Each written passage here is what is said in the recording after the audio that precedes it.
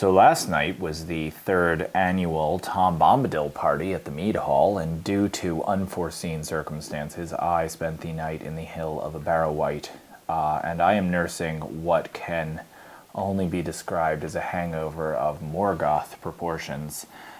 So people have asked in the past if I have a hangover remedy. I almost never get these, as I am a professional drinker, but I have a perfect trick. I take a mug, fill it up with whiskey, and then heat it in the microwave.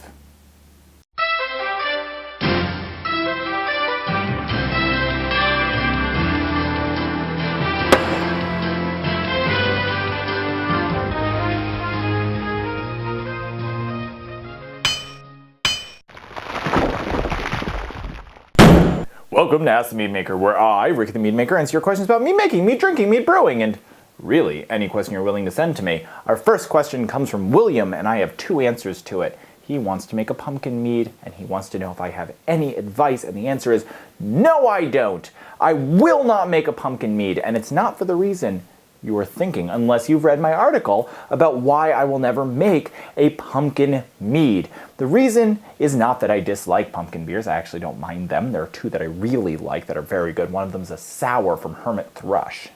Go find it. It's that I grew up in Delaware, where pumpkin chunkin' is from. And I, for reasons that aren't worth getting into, had to watch a 15-minute video that included the pumpkin chunkin' song over 400 times in 3 weeks once.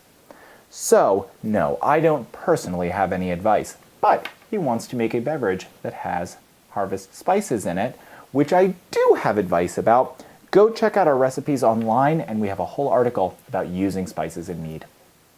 Our next question comes from Monkey Tree, aka Jeremy, and he wants to know how much honey I recommend per gallon to use as priming sugar, and the answer is I don't recommend using honey as priming sugar. It's not because it's too complicated. It's that honey has a variable sugar content per pound. Water to sugar ratio is what affects this. So one year you may get massively overcarbonated beverages, and the next year you might get massively undercarbonated beverages. So I recommend using honey for primary fermentation, back sweetening, but use priming sugar for bottle and keg conditioning. Our next question is one of those ones that I'm kind of sorry that I didn't answer 9 months ago when he sent it. It's from Seco. He put a whole vanilla bean in one of his batches of mead, but he didn't scrape it first to get those seeds out, and he wanted to know, will it be gross? The answer is, I don't know. You've had lots of time to test. Please write in and tell me if it is. So I don't know if you've heard her already in the episode, but this is our new cinematographer. She's been behind the camera the whole time, so she has lots of comments to make about our shooting style. Evan wants to know how I made a 22% alcohol mead. I've referenced this in past episodes, and the answer is I will tell you so long as you use your powers for good. The trick is degassing, lots of nutrient, and stepping your yeast types. What you need to do is start with the strain you want to give it flavor, beer yeast or D47, and work your way up through multiple additions of champagne yeast. I'm going to write an entire article about this, but please don't weaponize it. Our last question this week comes from John Stevenson, and it's more than a question, it's a mystery. In fact, it starts out with, I have a bit of a mystery for you. Last weekend I bottled a Sizer that was about 5 months old. In the carboy, it was not as clear as I would have liked, and had only a thin layer of milky sediment on the bottom. I cold shocked it for 24 hours, which brought a little more sediment out, and it was mostly clear. But I would say a little below average with the clarity I normally have.